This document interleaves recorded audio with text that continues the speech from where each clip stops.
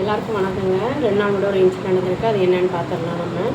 Farmer chief minister Jammu காஷ்மீரில் வந்து மெஹபூபா அப்படின்னு இருக்காங்க. அவங்க வந்து 2016 18 வரைக்கும் இருந்திருக்காங்க சீஃப் மினிஸ்டராக. அப்புறம் வந்து அவங்க இப்போ என்னவா இருக்காங்கன்னா பிரசிடெண்ட்டாக வந்து காஷ்மீர் பீப்புளோட டெமோக்ராட்டிக் பார்ட்டி அந்த இதில் வந்து பிரசிடெண்ட்டாக இருக்காங்க.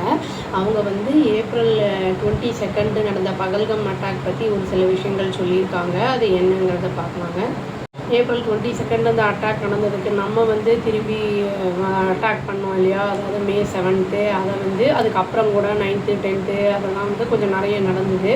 டேமேஜ் எல்லாம் நிறைய ஆயிருக்கு. தண்ணி வந்து மெயினாக சிந்து அந்த இந்தோஸ் வாட்டரை வந்து நம்ம வந்து ட்ரீட்டி தண்ணி வந்து விடமாட்டோம், இப்போதைக்கு ஓப்பன் பண்ண மாட்டோம், அதான் டெரரிசம் இல்லை அப்படிங்கிற மாதிரி ஃபுல்லாக டெரரிஸ்ட்டை ஹேண்ட் ஓவர் பண்ணால் தான் நாங்கள் தண்ணி திறந்து விடுவோங்கிற மாதிரி வந்து இந்தியா கவர்மெண்ட் வந்து பேசியிருக்காங்க இல்லையா.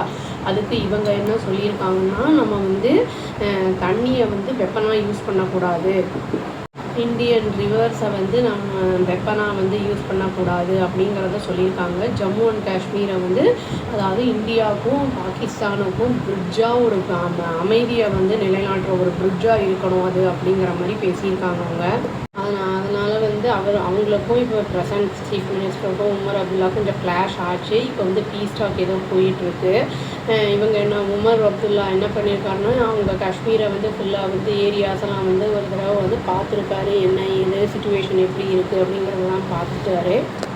ஃபயரை வந்து அனௌன்ஸ் பண்ணதுக்கப்புறம் IMF பணம் கொடுத்ததுக்கு வந்து லோன் வந்து சேங்ஷன் பண்ணதுக்கு பாகிஸ்தானுக்கு இவர் வந்து கண்டம் பண்ணியிருந்தார் உமர் அப்துல்லா.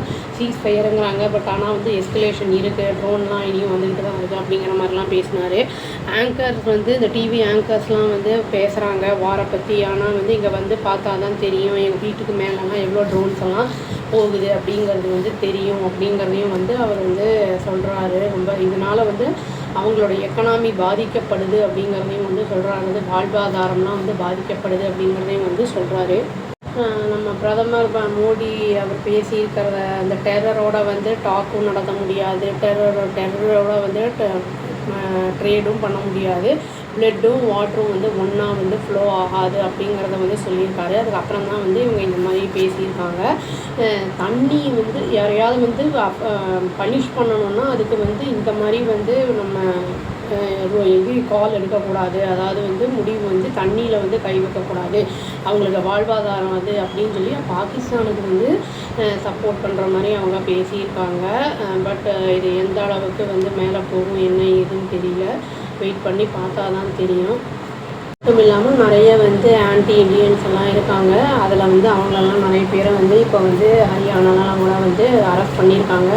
ஆந்திராவில் கூட 2-3 பேர் அரெஸ்ட் பண்ணியிருக்காங்க அப்படின்னு சொல்கிறாங்க. அவங்கெல்லாம் உண்மையை சொன்னால் இனி எவ்வளோ பேர் இருக்காங்கிறதெல்லாம் தெரிய வரும். அந்த லிங்க்ஸ் எவ்வளோ இருக்குது என்ன ஏது அப்படிங்கிறதெல்லாம் தெரிய வரும். வெயிட் பண்ணி பார்க்கலாங்க. அவ்வளோதான். Thank you. Please do like, share and subscribe our channel and click the all option and tap the bell icon. Thank you.